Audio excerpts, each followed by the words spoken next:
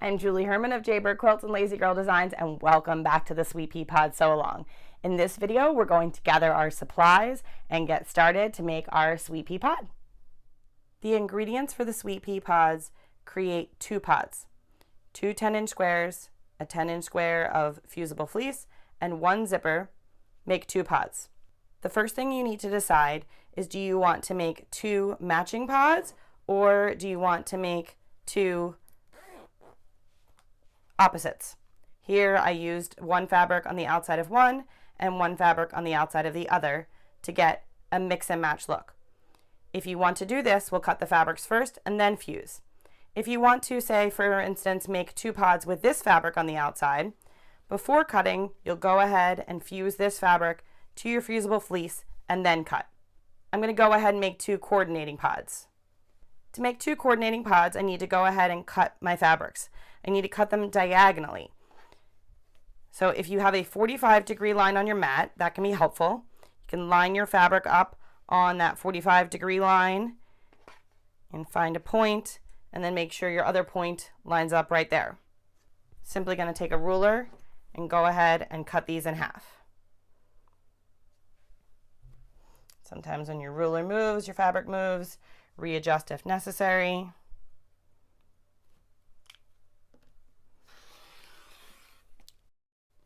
We're going to set 2 of these aside, and then we're going to take the other 2 and we're going to go ahead and fuse these to our square of fusible fleece.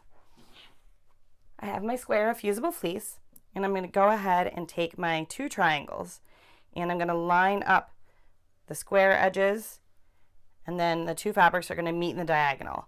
And they should perfectly match up so that I don't have any exposed fusible fleece. If you do, go ahead and use a pressing mat so that you don't get any of the glue on your iron. And one quick note is, often we want to do things hotter, faster, quicker. We think that's better. Not necessarily the case for most fusible fleeces. Make sure to read the manufacturer's directions. I recently learned that one of the main reasons if you're having trouble and you feel like it's not adhering, it's not because you're not using hot enough heat.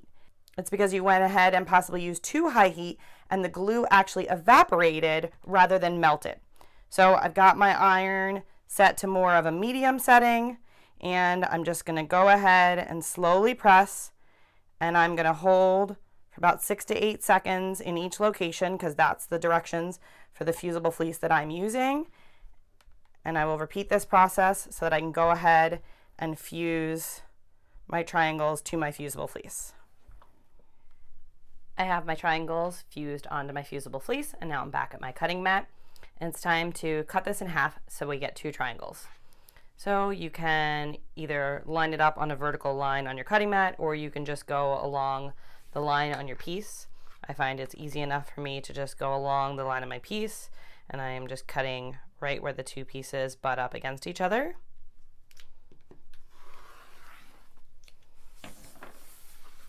Now we have 2 triangles that are fused to fleece, and you should also have 2 triangles that are not fused to fleece.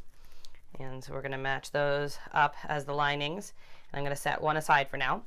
And then you need a zipper. And if you have not watched the intro to the 1-zip video, I highly suggest you pause this video right now and go watch that, because I go in depth into how to check your zipper and test it before putting it into your project.